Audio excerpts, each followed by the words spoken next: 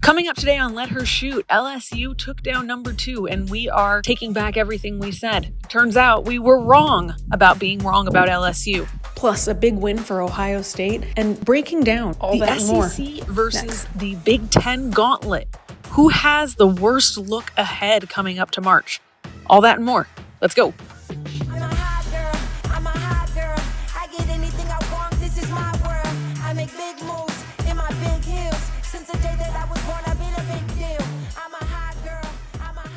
Reed, I'm going to tell you something. I beat Texas, so you can't write that in your articles anymore. Do you know how many times I beat Texas in my career? Go look it up. Do you know that I have lost 3 of my first 4 games in a conference before and made it to a Final Four? Write that article. She said, Google how many times I've beaten Texas in my career. Do you know how many times I've lost? If you Google how many times Kim Mulkey, the first thing is beaten Texas. Mulkey. Well, on mine it says, how many times has Kim Mulkey been married? So I guess my phone's a little different. Okay, so the answer is a bunch. Baylor, when she was the coach of Baylor and they were in the Big 12, that happened a lot. Yeah, so because everybody was saying, Kim Mulkey's never beat a top team.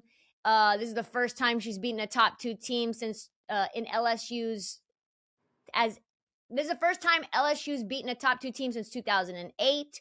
She hadn't beaten a ranked team. There was all these stats. People were slicing and dicing. And listen,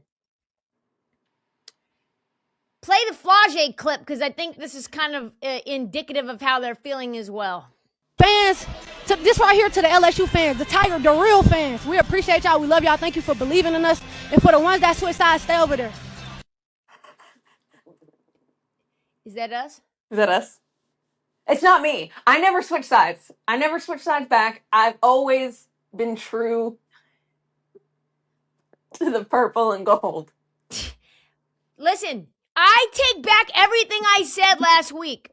I was a prisoner of the moment. 2 games in a row. I got caught up. There was a lot of turnovers. There was a lot of nonsense. And, okay, we got to get into this. But first and foremost, let's set the scene. Sarah, where the fuck are you? I'm at Pebble. So you're doing some stuff. I'm doing some stuff. I'm out here at Pebble. Well, I'm not currently at Pebble, as you can see. I'm at in a hotel room, but nearby Pebble, and I'm going there later this afternoon. So Sarah's doing something that I think is very ghoulish, which is creating. We're not gonna say what it is. You can't say what it is out loud. All right. Well, we'll talk about that at a later date. It'll come up later at some point. Welcome to Let Her Shoot, the only podcast that covers women's sports the way that we want them covered. As somebody just said in the DMs to me, that's a college basketball and women's sports reporter, we are no holds barred, but with the facts to back it up. It's true. Someone said that?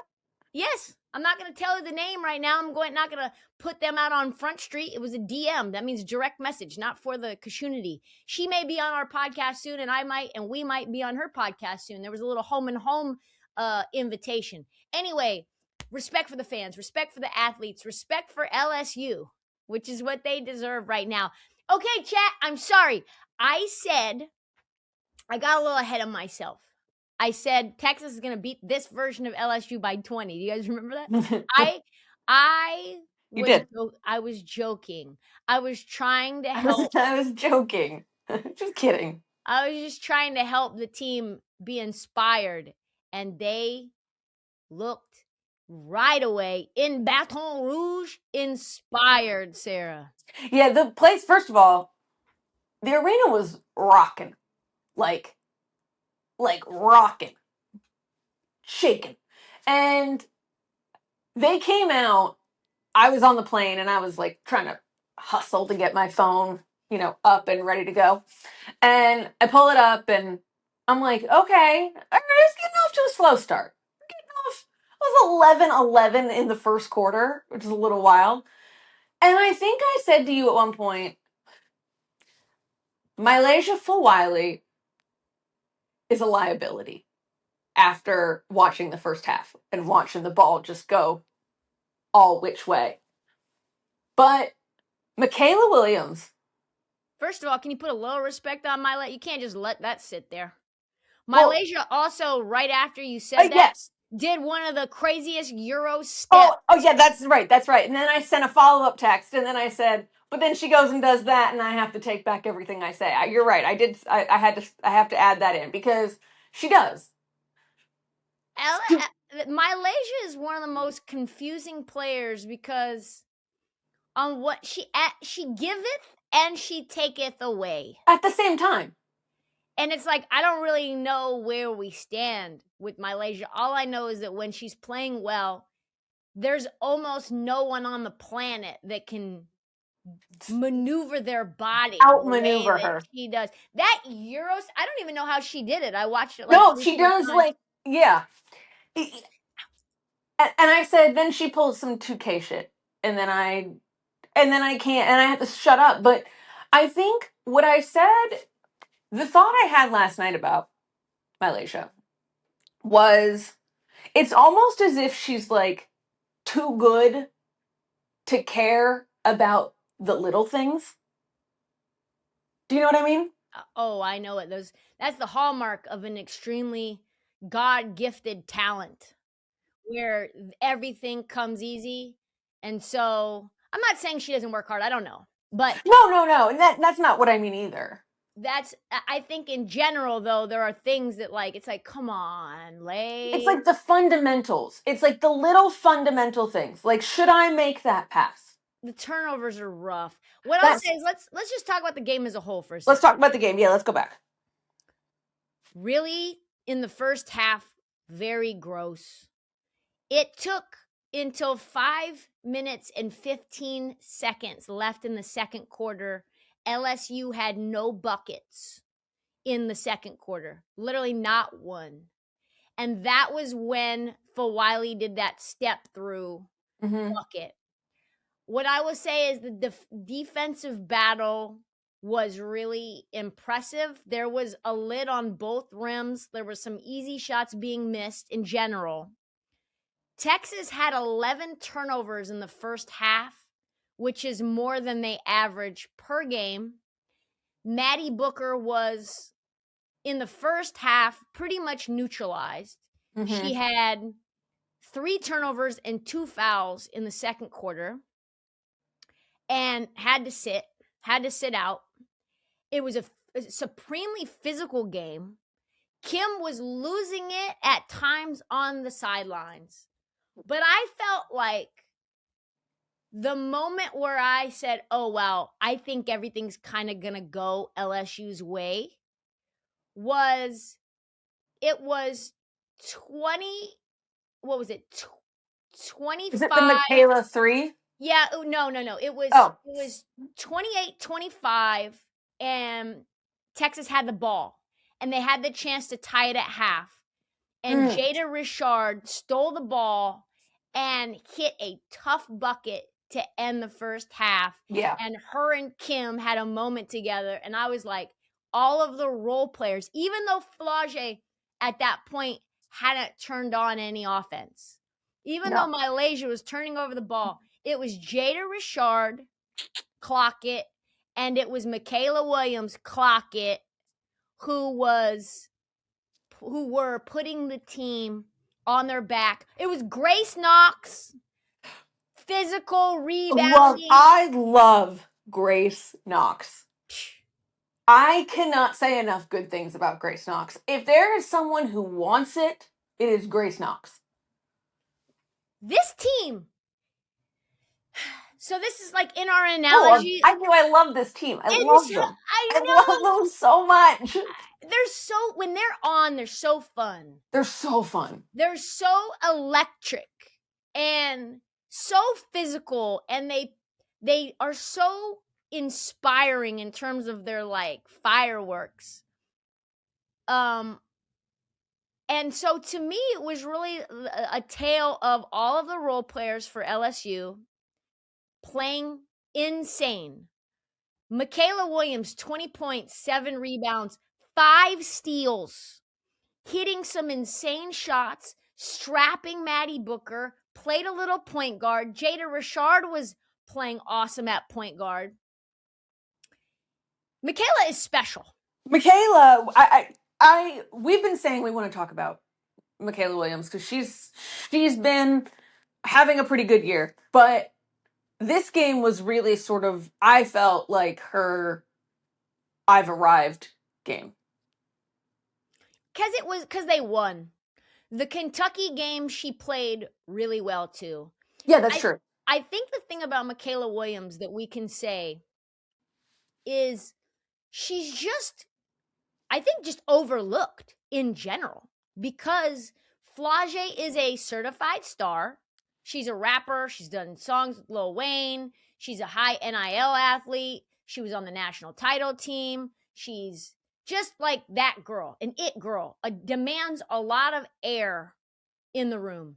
Mylaysia Fulwiley comes over as the transfer. She's a star. We saw what she does. She's a 2K player. Mm-hmm. There's nothing flashy about what Mikaylah Williams does. And I'm saying that in the most respectful way I can. She's just solid. She's just a machine. A machine. When you're a team of erratic highs and lows, which Flau'jae and Mylaysia can give you, someone that's as solid on both sides of the ball, as reliable, as dependable, but can also give you the big ball shot. She hit some big ball shots. She did. She had a three there. Her three at the end. Was a game-sealing three, that was it. Sarah. That was that one. That was about a minute and a half left in the game. It was at the buzzer. That was at one leg. That was the dagger. That was pretty flashy. I will say this. That was pretty flashy. The step back, one leg at the buzzer. That basically sealed the game for LSU. We also need to give a little bit of love. I don't think we gave Jada Richard enough love, but we got to keep going. Number 2, though, we have to say, despite having a very rough first half, Maddie Booker did everything in her goddamn power to almost steal that game. She single-handedly brought them back into that game because it didn't. I think at one point during the game I felt to myself, I was like, this game it was a 9-point, which was the most Texas had all season. This is the most they've trailed all season.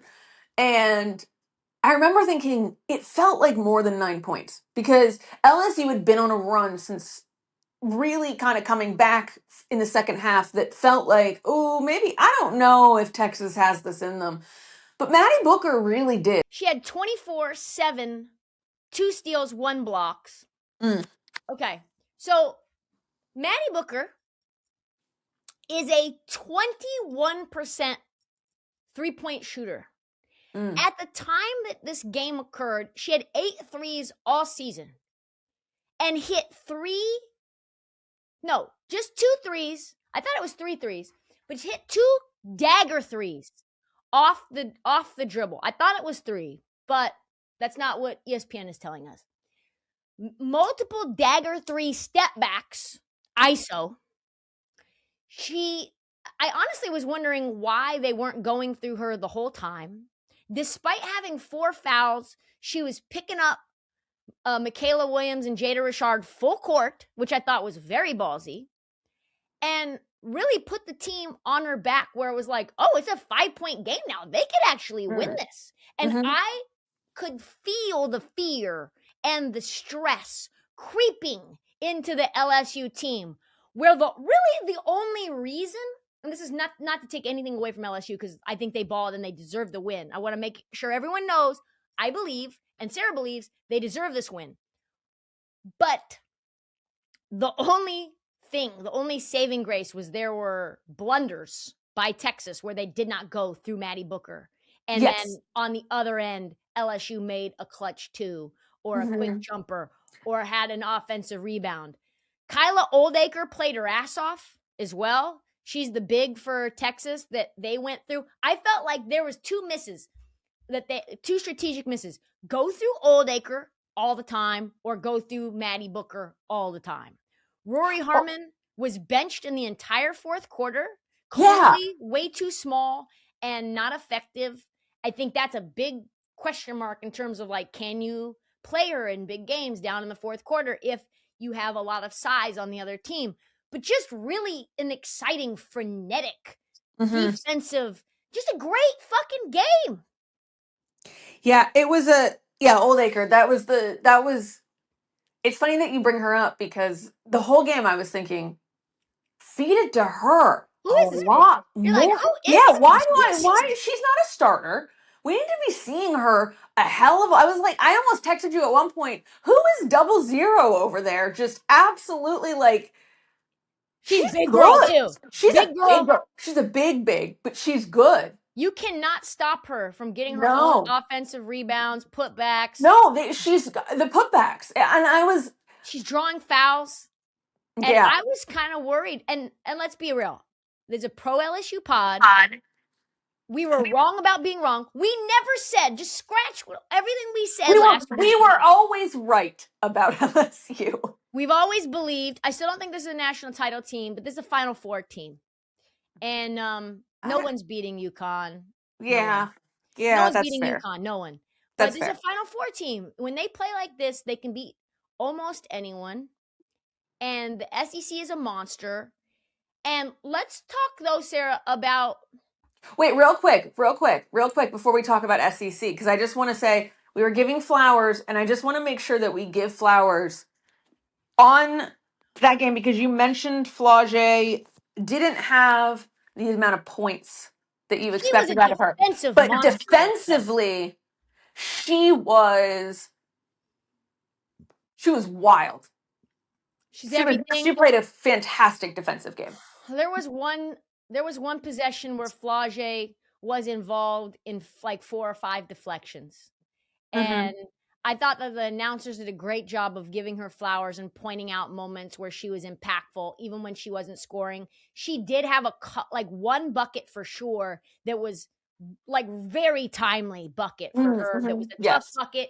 It was the pull-up jumper. Scoop lay. Oh no, that was what it was. Oh, it's just so incredible. They hit their free throws well. But really, Sarah, let's talk about Vic Schaefer after the game. Yeah. Because I'm not going to call it bitch behavior. It was bitch behavior. Hey, Coach, as someone who's done this for a very long time, I just want to hear... bring that up. Oh, well, it's a compliment. Thank you. Just your thoughts on the league, just top to bottom, and how you navigate this thing game for game when there's so many teams ranked in the top 15, top 10.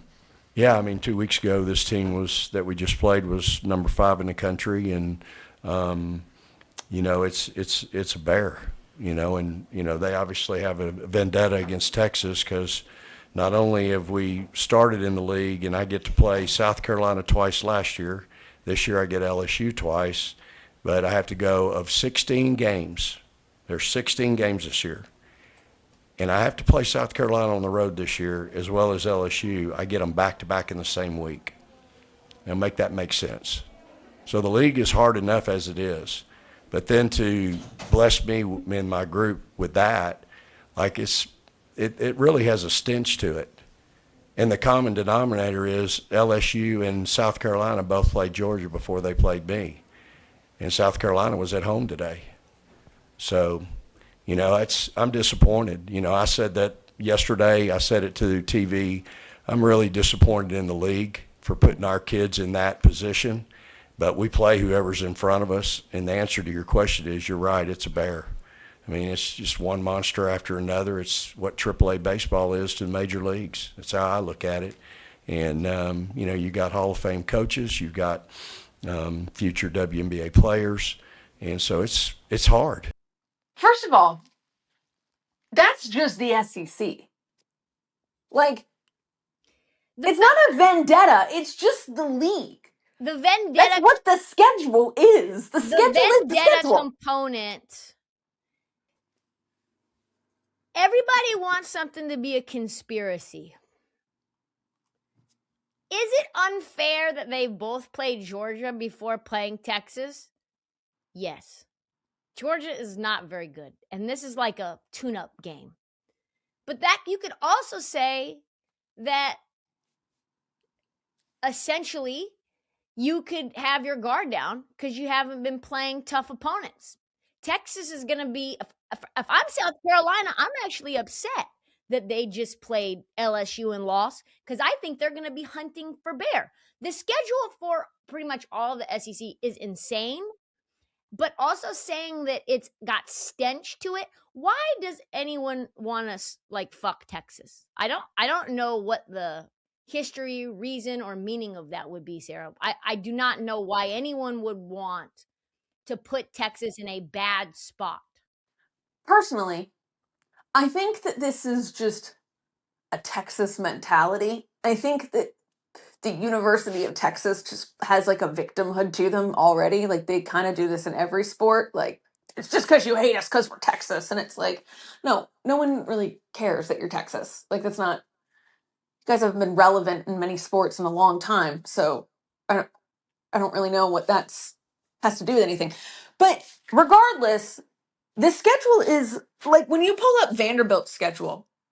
Vanderbilt plays LSU, Michigan, South Carolina, Ole Miss in January. And in February, they play Florida, Kentucky, Oklahoma, Texas, Georgia, Kentucky, and Alabama back to back. That's their entire. They don't have a single guaranteed win except for that Georgia game on their schedule the entire month of February. You can't sit here and say this is a personal vendetta against Texas. It's just the league. The league is good. The Texas schedule in February, though, let's just go through it really quickly. It is bad. quickly. It is bad. I'll say that. It is bad. It's really hard. So, okay. They play Oklahoma at home, then LSU at home, then Kentucky at home, then Vanderbilt on the road, then Tennessee. And then January is pretty tough because they play, obviously, LSU and South Carolina back to back. So, like, for 6 weeks, they have maybe one guaranteed win, which is probably Mississippi State, maybe Tennessee. Yeah, I mean, Tennessee's on the road. I think that there's a lot of teams going through this schedule right now with very few. Tennessee's schedule for February. They start the month with UConn at UConn. So there's that. It's not in conference. They are going to South Carolina. They have Texas. They have to go to Oklahoma, to LSU. So, I mean, it just depends on how you want to look at the schedule. You can make an argument that anyone's schedule is the hardest schedule. Except for UConn. Except for UConn. I'm not in the SEC. They're not in the SEC. If UConn joins a real conference, then we can talk about a real schedule for them. Listen, UConn, it doesn't really matter who UConn faces because at the end of the day, we could discredit UConn if. Oh, we're not going to. We're not. No, by the way, chat. Hold on, Clodhopper. We could discredit UConn if Gino Auriemma wasn't the all-time winningest college women's coach in history. If this team wasn't better than they were last year that just won the national title. If they weren't beating teams by 40, 50 points. If they didn't just dismantle South Carolina by a bajillion and let their foot off the gas. So to me, it's like, yeah, their schedule is weak. And maybe these SEC teams are beating each other up, which makes it harder for them to win games in March. But you cannot diminish what UConn is just because the Big East fucking sucks. Retirement should not be overcomplicated. You should feel like the advice that you're getting fits your life, not someone else's agenda. That is straight talk and a solid strategy, and that's what you get from Fuchs Financial, our guy. Watch Ben show How to Retire on his YouTube page, which we link in the show notes. Thank you to Ben. Seriously, thank you to Ben for believing in what we're doing over here. Our first sponsor, our most important sponsor to date, and we're always going to keep it solid. So go over there and check Ben out. Oh, yeah. No. And we're not going to. We're not going to. Let's talk about some other games that happened. Because there were a lot of ranked teams that lost. And this might be, Sarah, the best college women's basketball weekend in a long ass time. Yeah, I'm pissed that I spent most of the day at an airport yesterday because I would have loved to just be multi-boxing throughout the day because it was a gauntlet of games. Just some of the big Sunday games we had. LSU versus Texas, obviously we've talked about. Iowa State versus West Virginia, in which West Virginia pulled off the upset over Iowa State. Kentucky versus Oklahoma. Kentucky beat Oklahoma 63-57. Number 19 Ohio State beat number 8 Maryland. And this is the game that you have been excited to get into, and the one that I think led you to say the Big Ten might be just as tough as the SEC. If you look at this Big Ten, there are so many damn good teams. It's all a gauntlet, truly. And Ohio State being 19th is really, I think, probably not going to happen and not going to be the case for the rest of the season. So Ohio State was down most of the game. This game was in Maryland in College Park. The Terps were an 11-point favorite. And yet in the fourth quarter, Jelani Cambridge, who had a really tough first 2.5 quarters, finishes the game with 28, 9, and 8. Wow. Just a disgusting stat line. They shot 10 for 13 in the fourth quarter, Ohio State did. Just bombs away from 3. You had 4 Buckeyes in double figures. And, like, the thing is, Maryland didn't play bad. Jelani Cambridge at 5'7", with her little goggles. Cute-ass Jelani Cambridge. I think I'm in love. She's adorable. She's, like, just a really cool customer. Quiet through 3 quarters. Maryland was denying her touches. She was going to have to come off the ball. Made her work to initiate. Fourth quarter comes and she says, yeah, okay, I'm that bitch. Fresh off a 41-point game. And the thing that I liked about what she did yesterday, but really in general, is she just never rushes. She doesn't play fast to play fast. The game feels effortless to her. She's extremely comfortable letting the play develop. She's only 20% shooter from 3 right now, but you look at her form and it's excellent. The mechanics are clean. Her pull-up jumper is vicious. She's just very elite at changing speeds. Turns the jets on, goes to a dead stop at the elbow, rises into space that she's created. The defender, that defender's gone because she was not anticipating Jelani stopping right there. Her first step is so quick. Her recovery speed is real. And then, that's all just offensively. Defensively, she's averaging over 2 steals per game, and she's a pest. She's making you take so many hard shots without fouling. Her arms are fucking everywhere like Stretch Armstrong. And that turns her defense into offense. So even when her shot's not falling, she's getting easy transition lays, creating easy buckets off of the chaos. She's recorded at least 1 steal in every game this season. And so even though Maryland's a really good team, Ohio State is a problem. Ohio State is a little gnat that's going to be flying around come tournament time with some of these teams, and they could pull off a big upset along the way. If you're not careful with the basketball, Ohio State can go from 10 down to 10 up like that. They have a bunch of girls that are really fast and really small and very pesky. Play this clip about Stacey, if you could, because they asked Jelani, hey, what was Maryland doing? And, how did you stop them from stopping you? Joining me, Kim Adams, Jason Apple alongside Jelani, who's with us.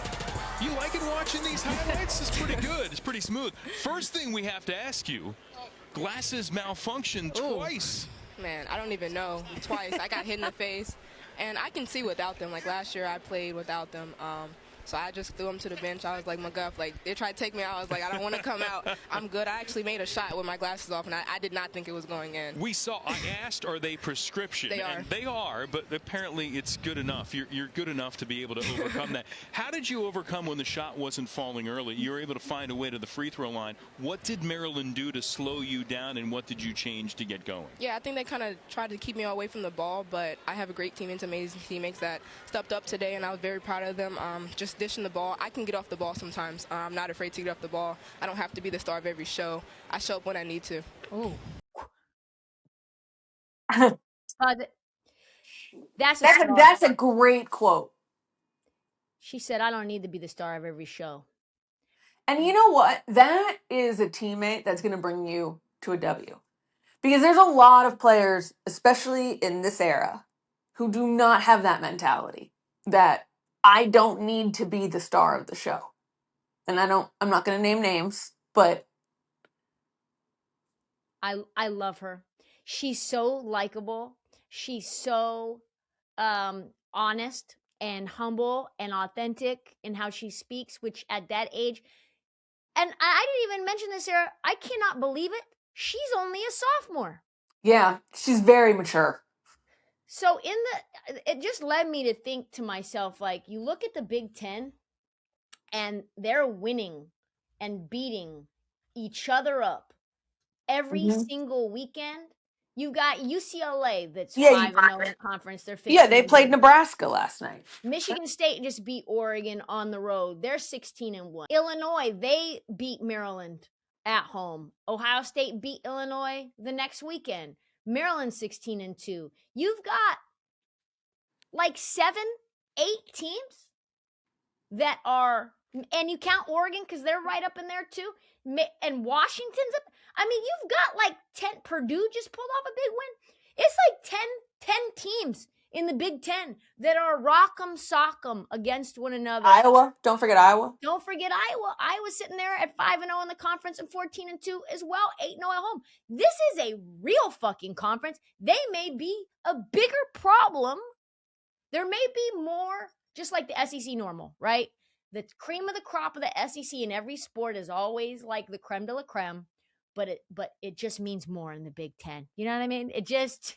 That's the SEC's title, just FYI. And also, please do not speak to me as if you've been a Big Ten representative your whole life. You were Pac-12 until whenever that league decided you guys weren't worth anything anymore.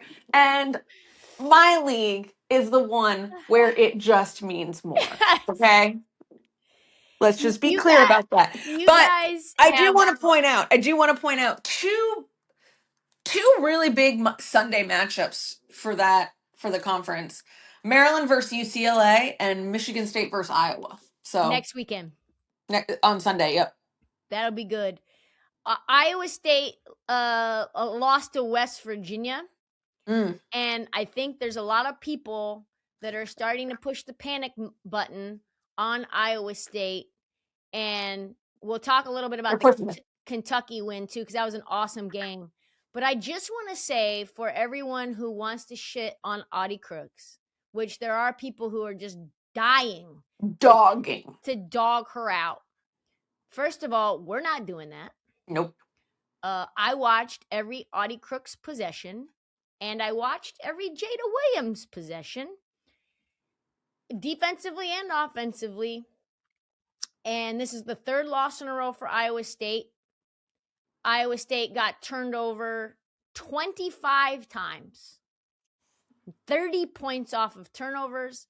And for me, Sarah, it was so much more about West Virginia than it was about Iowa State.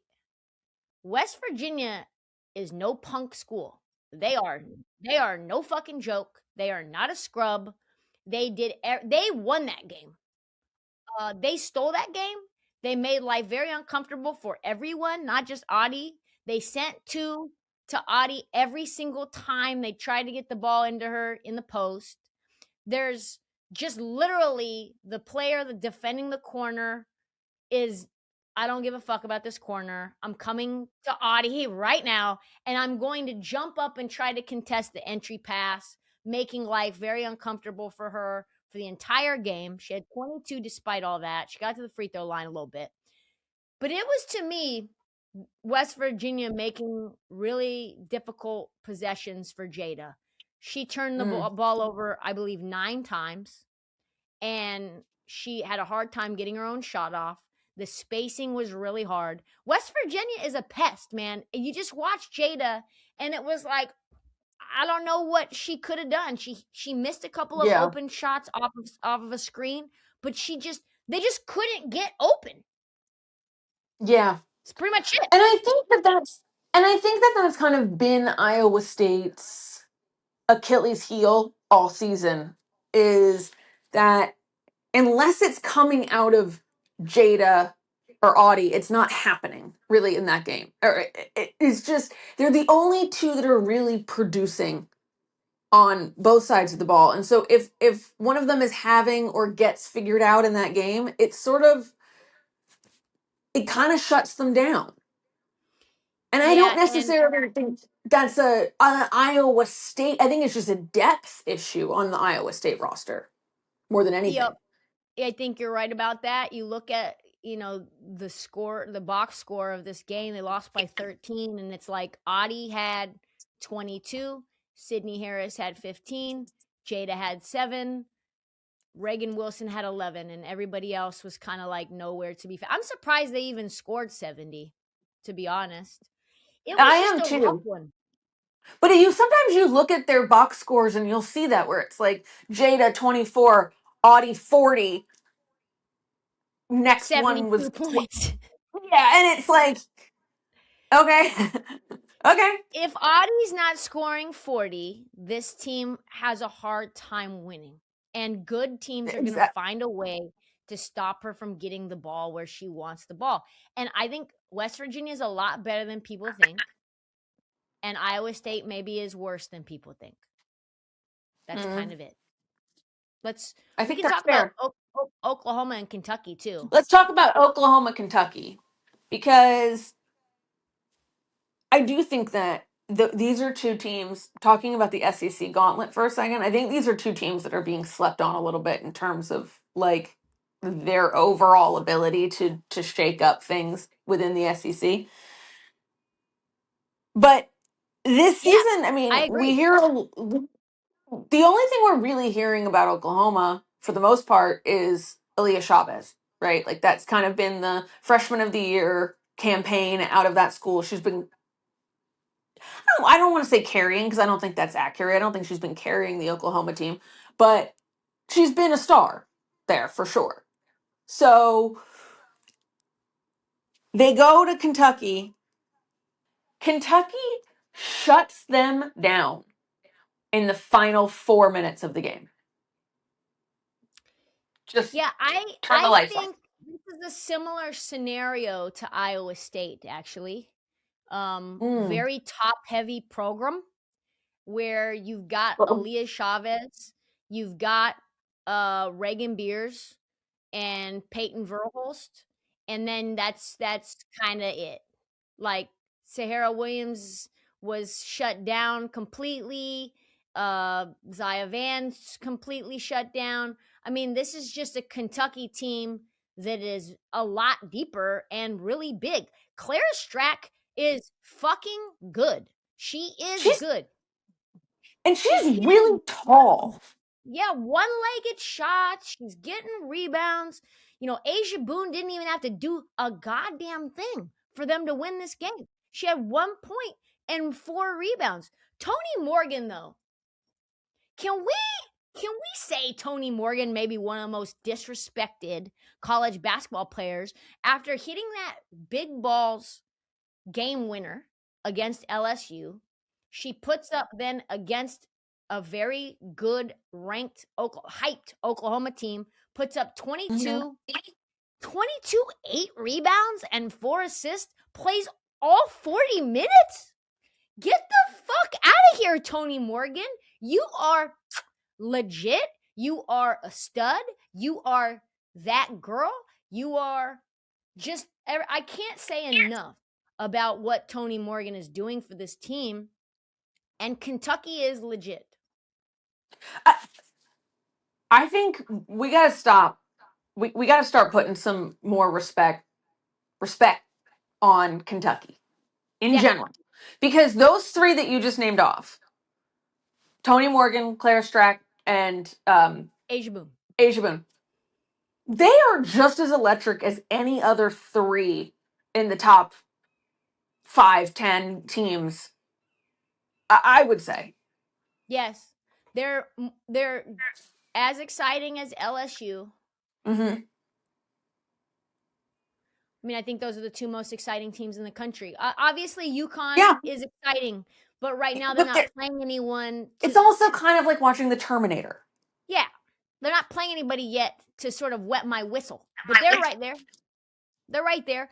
But those three are probably, I don't know, chat, let me know, am I missing somebody? Maybe I'm just like a victim of recency bias in the moment. But Texas can be fun when they're playing well, like when Rori Harmon's on a heater and Maddie Booker's on a heater. Yeah, for sure. It's just not the same for me, though. That team, they just have this, like, I know that I put on that game and it's going to be fun. It's going to be an exciting game to watch. It's going to be a really fun game to watch. And Kentucky's got, I mean, we talk about that scheduling again. They've got a gauntlet coming up. But how legit do you think Kentucky can be? I'm looking at their schedule, actually. I mean, they've only lost 2 games. They lost to Maryland. They lost to Alabama. They play Florida at home. That's a win, I think. They play Mississippi State on the road. That's a win. They'll play Tennessee. That's a win. They'll play Georgia. That's a win. Their schedule is actually kind of weak. They play Arkansas on the road. That's a win. They'll play Vanderbilt at home. That's a pick 'em. Then the big game is February 9th against Texas. In Texas. That's a tough one. Ole Miss at home is a tough one. Vanderbilt's a tough one. This is they don't have to play South Carolina until March 1st. Baby, they are set up to sit atop the SEC and get a really great seed and a nice path. And I think you've got a legit big in Claire Strack. You've got 2 good guards. That's a recipe. And they're very physical. They have something in them that allows them to be resilient in a close game. They like playing in those fourth quarters. They took that game from LSU. LSU, I don't think, gave it away. Tony Morgan hit that shot. And so I think they have a lot of tools to be a sleeper and make a deep run. I need to see more. That Vanderbilt game will tell me a lot. But Kentucky's a very complete, well-coached team. Yeah. I wanna just give a shout out to my Bama girls, though, for beating Kentucky. It's a big win. That's a big fucking big win. We gotta start paying some attention to Alep down there in Tuscaloosa. Jessica Timmons, she had 24 points in that game, and Dub Club member. So I wanted to give her a shout out. She deserves a shine. What an insane comeback story. If you haven't heard her story, go to our page and look at our carousel that we wrote up about how long she was out, how many days, her comeback story to play and be the leading scorer on this Alabama team that just beat a team that we think is a sleeper. So, like, give her all the respect and flowers in the world, Sarah. Yeah. What a fun lot of good games coming. Yeah, got a lot of good games coming up this week. We are right in the real heart of the best that college basketball can be right now. I love January and February in conference play. It's fun. Next week, we're going to see Texas, South Carolina. We're going to know a lot about both teams there. I cannot wait for that one. Sarah is unable to do, because of her road schedule, we won't have a second podcast this week, but we will go back to our regular scheduled 2 times a week podcast as soon as she gets back into town. That's why these Mondays have been so extra charged when it comes to college. There have been some insights in the CBA agreement as well, Sarah. I do think what's been discussed is very interesting. You had really Nneka Ogwumike using some of our language about, hey, if this is a break-even business, how come so many damn billionaires want to line up around the block to get in? Literally, I know she saw that carousel in my video because she liked them both. Nafisa Collier basically saying, hey, if you can't run this to be profitable, then maybe you're the problem, not us, since I know how to make the Unrivaled profitable. Unrivaled, we'll start to talk more about on Mondays, as well as we start to go back to our regular 2 times a week schedule. Olympics are coming down the pike. We're going to have some Super special excited for episodes. that. We're By going to the have way, some special episodes there as well. I realized the other day that this is the first Olympics that I have not covered since the London Games. Wow. Yeah. How are you feeling about that?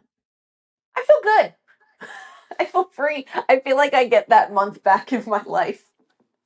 Yeah, when you cover it for NBC and you're in a dark edit bay, there's nothing really fun about that. It's not like No, she's around in Milan.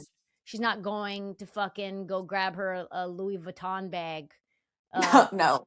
with Trinity Rodman. Really quickly, I did think it was funny that Trinity Rodman said, speaking of Trinity Rodman, said that she got into Ben Shelton's DMs and asked when he was coming to visit her. That's how they met. And he said, right now. I can come now. Like, I can just get on a plane this moment. Must be nice to be that rich. That's what you took of it? That's what you took of that? No, I'm saying that because when your thought is like, I want to see you immediately, it would be so nice to be able to do that.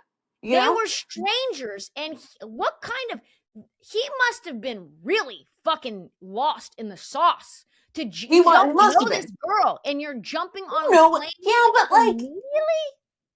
Yeah, but like, I feel like people in those circles, they're never really fully strangers, you know?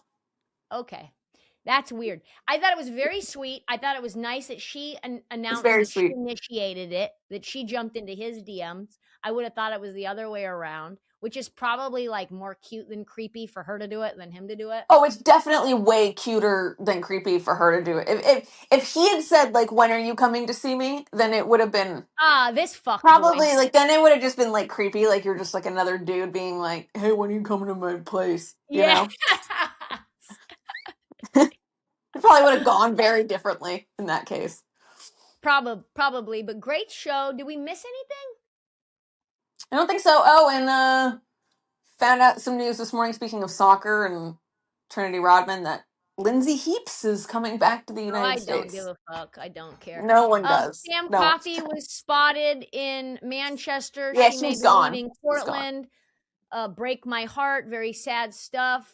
Sounds like that new high impact player rule is really paying dividends. Yeah, get to trade Sam Coffey for Lindsay Heaps. Awesome. Which is awesome what America stuff. wants. That's what Great. we deserve. Enjoy your ghoulish assignment. Go and fucking follow some old folks around and prepare for their inevitable death. That's not what I'm doing, actually, today at all. So, I'm interviewing a bunch of players today. So that are how old? Like current players. No, like current players. Well, good stuff, Sarah. We made the technical work. Thank you for moving around the hotel room and showing us how messy you are. I'm sure the fans like to see your face, your glasses, your takes. We're sorry, LSU fans. Don't get mad at us. They didn't look good. We're back on the LSU bandwagon. I never jumped off, so. That's such a fucking lie, bro. No, I've always been, Jack, can you help me out here and find something from last week to support me? I don't think you want him searching through the tape. Anyway, So maybe the red flags of this relationship. We called them pink. We called them pink. They were not red flags. We're back on. We're back in this relationship. We can't get enough of Kim Mulkey. We can't not get enough of Flau'jae. Flau'jae, Do not say stay over there. We're with you. We're with We the never left. Tigers. I'm sure a lot of South Carolina fans are probably not happy that this episode was completely Gamecock free. We just completely eliminated them from the conversation this week. UConn just got a small shout out, but there were so many other good games. I don't even remember who South Carolina beat now. Georgia Oh, yeah, by it was Georgia. by I mean, 22. Yeah, I mean, what Yeah. just not That's what I'm good. saying. It beat Georgia by 22. Everyone We're gonna beat have a Georgia. lot to talk about with them next week, though. Next week you'll be fully on our minds. You'll be leading the show. So Yeah. thanks, y'all. We'll see you next time. Make sure you follow us on YouTube at the Daily W. Lock in. We've got plenty more stuff to show you via shorts. Find us on Apple, on Spotify, wherever you get your podcasts as well. We appreciate you listening on both platforms. Sarah, 1, 2, 3. Let her shoot.